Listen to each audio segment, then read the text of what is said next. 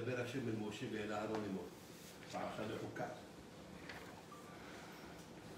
L'Éternel, il parle à Moshe et à Aaron en disant Zot, voici, Hokat Ato, la loi dogmatique de la Torah. C'est quoi dogmatique? Ça veut dire il y a des mitzvot, il y a des lois de la Torah qui sont logiques. Il y a qui sont émotionnelles. Il y a qui sont à moitié compréhension, à moitié invisible. Et il y a qui sont dogmatiques, c'est-à-dire celui qui cherchera à les comprendre, il aura toujours un tic. Ça veut dire qu'il ne comprendra pas. Parmi les mitzvot dogmatiques, c'est Hokat Ator, c'est-à-dire la vache rousse. Maintenant, on va essayer d'expliquer d'abord le texte. Et après, on posera quelques questions.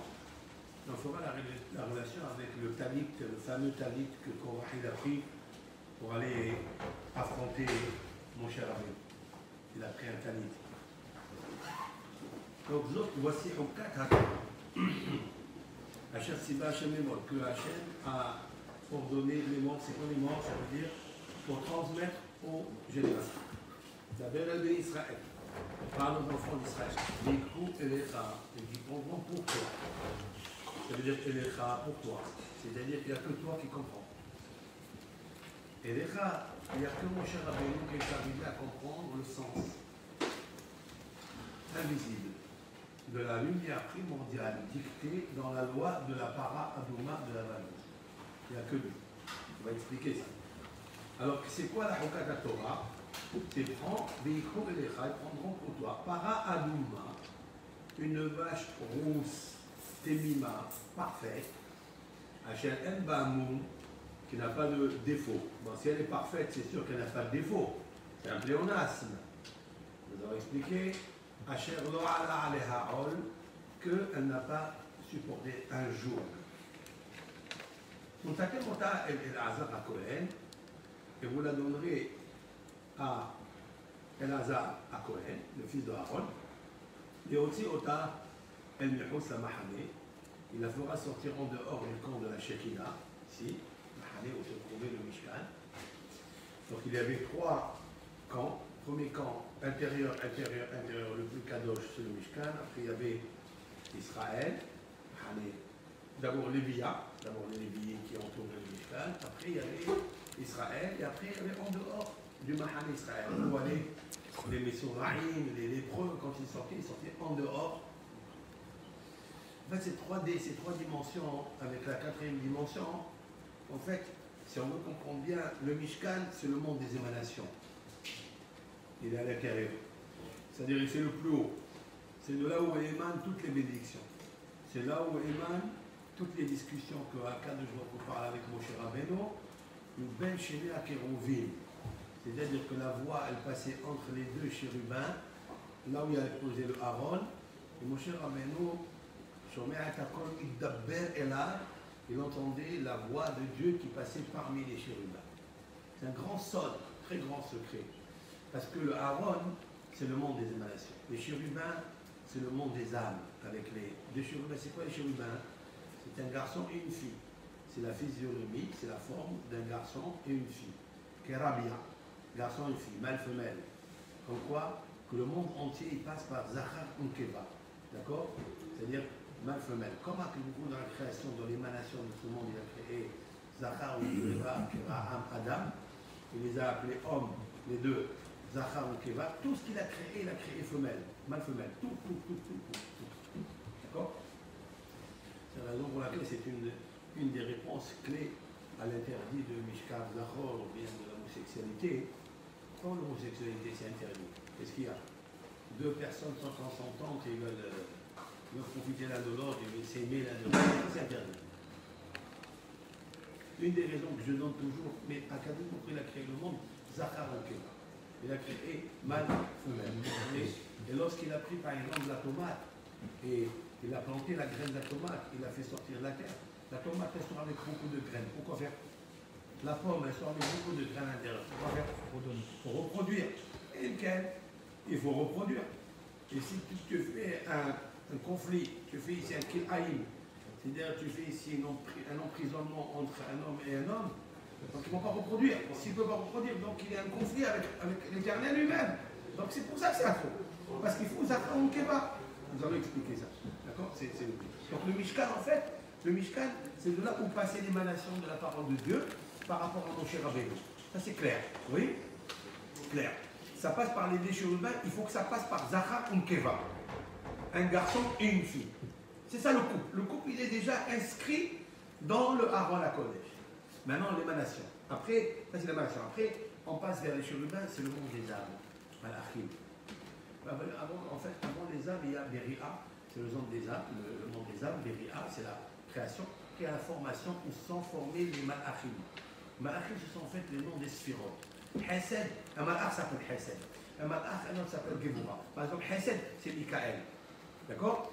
Pour ça, il dit, Eliyahu Hanavi dans son introduction à la Kabbalah, Eliyahu Hanavi dit que Be'ahoud, Kiri'u Malachaya. Avec les noms des séphirotes sont appelés les anges. Et c'est vrai, parce que Hesed, un Malach, il s'appelle Hesed. Tu peux dire par exemple, Hachem, envoie-moi Melecha Hesed, un Malach qui est Hesed, pour m'aider. Qui? Michael. Envoie-moi, j'ai besoin de force parce que je ne peux plus supporter, j'ai besoin de force physique, métaphysique. Envoie-moi Gabriel. Midata Givurag.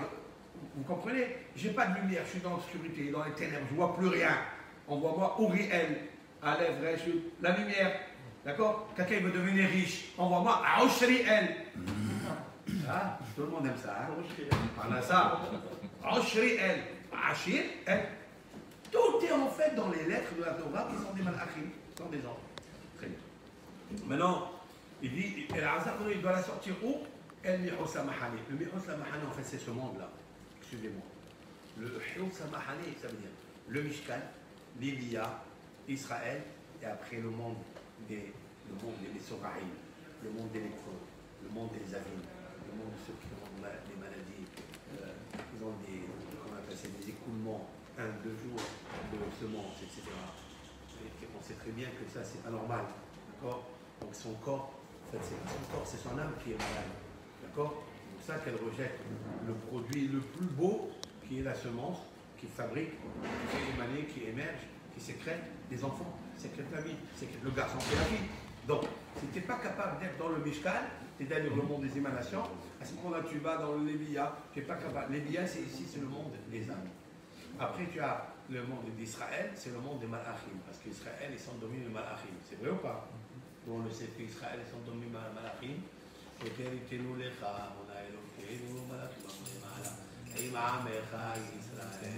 Malachim, Hamoné, Ma'ala, et Amecha, Israël. Donc, si donc on part, le monde des anges, c'est le monde d'Israël, le troisième, vous voyez? Et après, c'est le monde, le Hutz la Mahali. Il est en dehors du camp. C'est quoi? C'est ce monde-là. C'est celui où peut se produire la lèvre, de la shonara, le stress, l'angoisse, le soupir, le combat, la maladie. Tout se trouve dans le monde. Hein? Toutes les virus et tous les... Donc il dit, il faut qu'il la fasse sortir en dehors du camp. Donc ça veut dire quoi? Que la parole, elle est dogmatique. Elle peut enlever toutes les lettres, elle peut enlever toutes les maladies. Ça veut dire que nous sommes ici, dans le monde qui est le plus inférieur, dans la majorité du monde, l'influence est mauvaise, et la minorité, elle est bonne. Voilà. Et donc, ici, dans ce monde, qu'est-ce qu'il faut faire? Il faut prendre une para Adoma, la brûler, et avec ça, on élimine toutes les forces négatives, virus, corona, tout ça, grâce à la vache. Parce qu'elle est tellement rouge qu'elle enlève tous les rigueurs. Parce que para Adoma, ça veut dire elle est tellement rouge qu'elle prend sur elle la responsabilité de toutes les rougeurs ou rousseurs qui arrivent dans ce monde. Les hontes, la rousseur de la honte. Après, l'homme se retrouve fâché avec lui-même. Il est comme s'il se versait du sang à lui-même. Il ne s'aime pas. D'accord? Tous ces crimes qu'il y a dans le monde, on peut les enlever avec parade. Et c'est ça qui est. On va expliquer. Et la Kah El Azara Kohen Middamar. Qu'est-ce qu'il fait? Pardon. J'ai sauté une phrase. Mais aussi, il a fait sortir en dehors du camp, là où il y avait le Shahat, et il l'égorge devant Qui il le gorge? Qui est-ce qui les gorge? Hein? C'est pas marqué ça. Et c'est quoi les fanats? C'est quoi il le gorge devant lui? Rachid. Les shahat, les fanats. Il y a une tierce personne, Zar, une personne étrangère, fera donc la shahita, shohet, et l'azar, Oui. L'azar, juste il regarde. Il regarde une tierce personne, un Israël, c'est pas un Israël, il fait la shahita, et l'azar, il regarde. Et pourquoi pas l'azar qui coupe pas? Hazar. Maintenant, vous êtes habitué avec ces choses. Qu'est-ce qu'il a dit? Pourquoi El Hazar, c'est pas lui qui. Tu la donnes à El Hazar. Mais on dit que tu la donnes à El Hazar, tu la fasses sortir à l'extérieur. Lui, il l'a fait sortir à l'extérieur. C'est magnifique. Il prend la parole à demain. Lui, il est Hesed. El Hazar, c'est la mida du Hesed, la bonté, l'amour. Lui, il ne peut pas égorger la vache. Parce que lui, c'est le contraire de la mida du Hesed. Parce que la vache rousse est le datadine, adouma, le dîme. Il ne peut pas le faire. Il faut laisser chacun son territoire, chacun sa limite. Pourquoi le soir, on n'a pas le droit d'étudier les télim, de lire les télim, excepté quand le cas. Enfin, pourquoi on n'a pas le droit de lire la Torah écrite le soir? Hein? Parce que c'est la limite des moments du jugement. C'est les rigueurs. Le soir, c'est les rigueurs. Vous savez qu'il y a 7 planètes qui tournent, d'accord? Les planètes, elles tournent et elles gouvernent chacune, chaque heure dans la journée. Ils ont remarqué, les scientifiques, ceux qui s'occupent dans la criminologie, ils ont remarqué qu'à partir de Shki'atahama, dès que le soleil se couche, le soleil c'est Hesed, oui, le soleil c'est Hesed, le soleil c'est Abraham, le soleil c'est Moshe, ils ont fait arrêter le soleil. Abraham c'est Hesed, Yaakov c'est Hesed, Tiferet, Yaakov c'est Rahamim. Dès que le soir il arrive, alors qui prend position, c'est les forces négatives. Il y a la nuit, voilà, donc ça appartient. La Torah écrite, c'est la Torah Hesed, Rahamana. En araméen, elle s'appelle Rahamana, Rahem. Rahem Hashem. Elle s'appelle Dieu. La Torah, elle est miséricorde. La Torah s'appelle Rahamana. Comme Rehem. Rehem, c'est la matrice. La matrice où grandit un enfant avec un Hesed extraordinaire. Un enfant est grandi pendant 271 jours, comme la valeur numérique. Et Rayon, c'est-à-dire grossesse, il grandit là-bas. Dieu, psaume 23, il est à l'intérieur et il est tranquille. Le bébé est tranquille. Il y a quelqu'un qui s'occupe de lui. Il y a des malachim, des anges d'amour qui s'occupent de lui pour ne pas qu'il s'étouffe, pour qu'il puisse manger, que la maman ne soit pas malade, etc., etc. Tout ça, Rahem, Rahem, Rahem, Rahem. Rahem en hébreu, c'est la matrice. Rahem, c'est le mot Rahem. C'est aussi le mot Rahem, Rahamana, c'est-à-dire la miséricorde, la clémence. C'est incroyable. Ça, c'est bien. Donc, ça, c'est la Torah écrite. La Torah écrite, c'est tout et pur Hesed. Vous savez ça? Lorsque la Torah, elle a commencé par un geste de la part de Dieu qui est la bonté. Lequel? Et elle a terminé la Torah avec un geste de bonté de Dieu. C'est quoi? Première des choses que la Torah de Milut Hasadim, la Torah, le début, c'est Milut Hasadim, que malgré que Adam Arishon et Hava, ils avaient tout, il leur a donné Hachem tout, le Hesed, de quoi manger, de quoi boire, de quoi tout. Ils étaient dans l'endroit le plus beau, le plus merveilleux, le plus. On ne peut pas imaginer le paradis. Ok? Ils ont fauté. Et comme un Dieu, c'est marqué, Vayadesh Otam Kotno. Dieu, il les a habillés avec des vêtements. Ils étaient nus, ils avaient remarqué qu'ils étaient nus, ils avaient honte. Il a dit, les parents, mon fils, tu es encore mon fils. Et il a habillé. Vayadesh Otam, c'est lui. Il n'a pas dit, il leur a mis des habits et ils se sont habillés. Vayalbesh Otam Kotno. C'est lui-même le tailleur qui leur a fabriqué les vêtements et il les a habillés. Beau ça, non? Torah Gmilut Hasadim. Le début de la Torah Gmilut Hasadim. Tu ne mérites pas et quand même je fais avec toi une bonté. Et à la fin, L'enterrement de Moshe. L'Éternel lui-même s'est occupé d'enterrer Moshe Rabbeinu. Parce que son corps, personne ne peut le toucher. Personne. C'est à la limite, Aaron, il aurait pu, mais Aaron est mort avant Moshe. Donc, ce n'était pas possible. Aaron, c'est Hesed, d'accord. Mais le Hesed, du Hesed, du Hesed, du Hesed, l'infini, du Hesed, c'est-à-dire de la qualité de la bonté, c'est Dieu. Et Dieu même, il s'est occupé. Donc, le début de la Torah, c'est Imul Hasadim. Et la fin de la Torah, Imul Hasadim. C'est bon. Imul Hasadim, valeur numérique, Tarian, 613.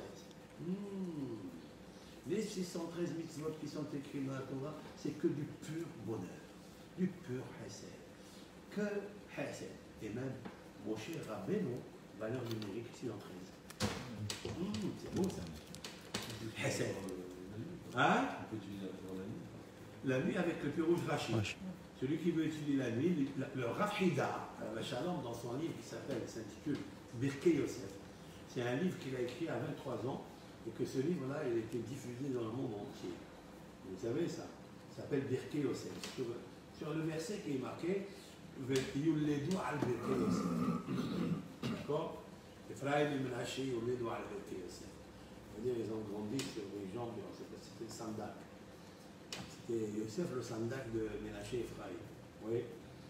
Et le Rav Hida s'appelle Yosef. Il a écrit, à 23 ans, il a sorti ce livre, que le monde entier le savait.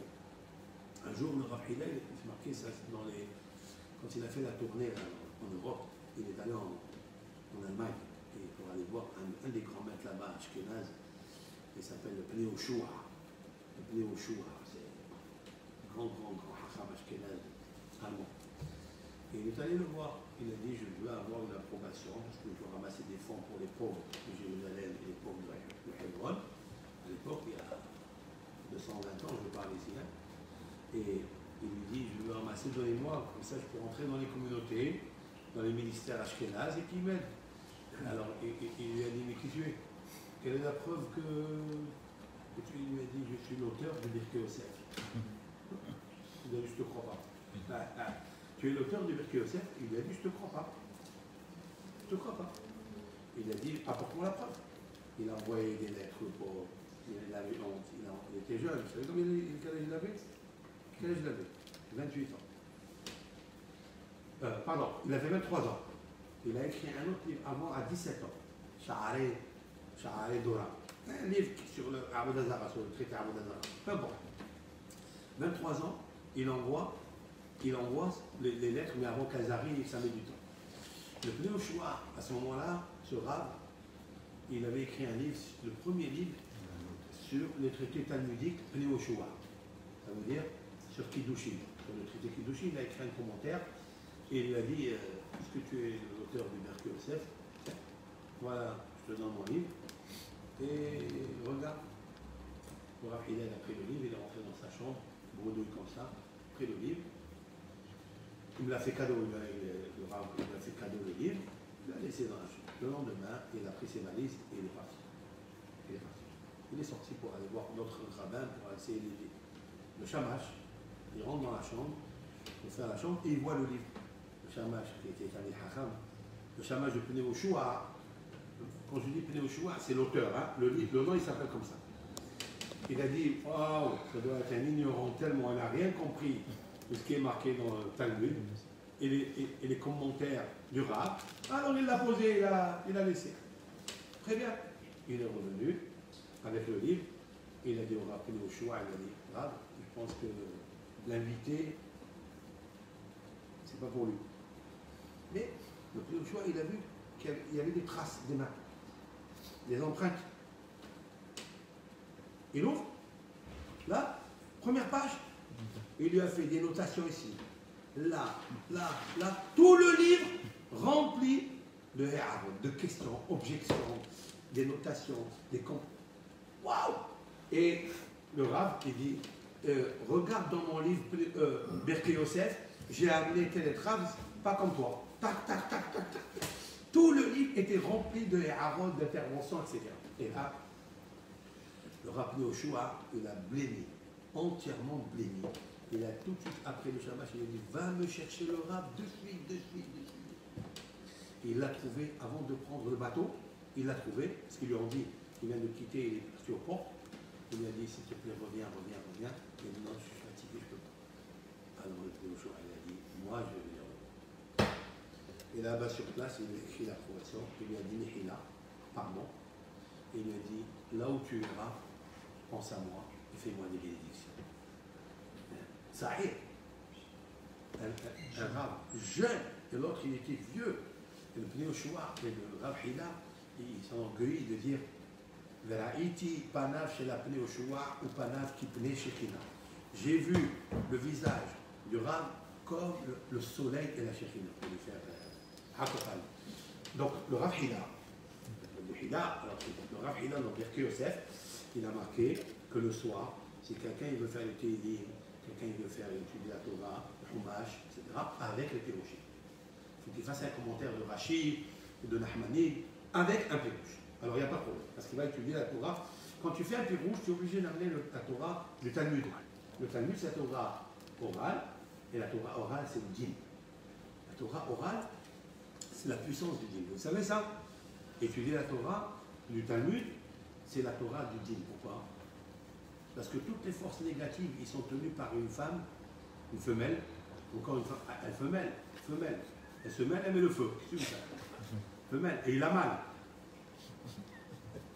D'accord? Elle s'appelle Lamed, Yud, Yud, Tav. Vous connaissez cette force négative. La valeur numérique à elle, c'est combien? 480. Et j'ai dit avec l'aide de Dieu que le mot Talmud, Taf, Lamed, Mem, Vav, Dalet, valeur numérique 480. Celle qui contredit la force, c'est la Torah orale qui contredit cette force féminine. Mais le soir, celui qui étudie le Talmud, le matin, il a une puissance. Le Talmud dit dans que quelqu'un étudie le Talmud le soir, il y a un fil de grâce qui est suspendu autour de ses yeux, de son visage, et le malach, l'ange, il dit, celui-là, il est béni de Dieu. Et cette personne-là qui bénit les autres, elles sont bénies. C'est incroyable. Bon, maintenant, donc El Hazar, il ne pourra pas faire la shrita. Donc qu'est-ce qui fait la shrita? C'est une tierce personne. Parce qu'elle est zar. Qu'est-ce que c'est zar? Un étranger. Et zar. Rachid dit, qui est-ce qui fait la shrita? Zar. C'est quoi zar? Étranger. Est-ce qu'il s'appelle un étranger zar? Parce qu'il est zar à la keuna. C'est-à-dire, il est étranger à la prêtrise. D'accord? C'est quoi le mot zar? Ben justement, parce que ce que fait la para Aduma, elle enlève tout ce qui est étranger, tout ce qui est extérieur, puisque nous sommes en dehors des camps où il y avait le tabernacle, où il y avait le camp des Lévites, où il y avait le camp de l'Israël. C'est en dehors. Zar.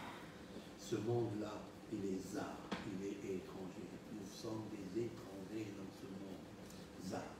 Mais le mot zar, zain, resh, c'est la valeur numérique. Zain, c'est combien? 207. C'est 7. Et resh? 200. 207. C'est quoi? À quoi correspond le chiffre 207? Au mot or. Or, c'est la lumière. La lumière. Aleph, c'est 1. Vav, c'est 6. Resh, c'est 2. 207. C'est aussi l'anagramme du mot raz. C'est quoi raz? Secret. Secret. La lumière et le secret se trouvent dans ce monde. Seulement, la lumière et le secret sont cachés derrière la vache rouge. Ça veut dire derrière les épreuves.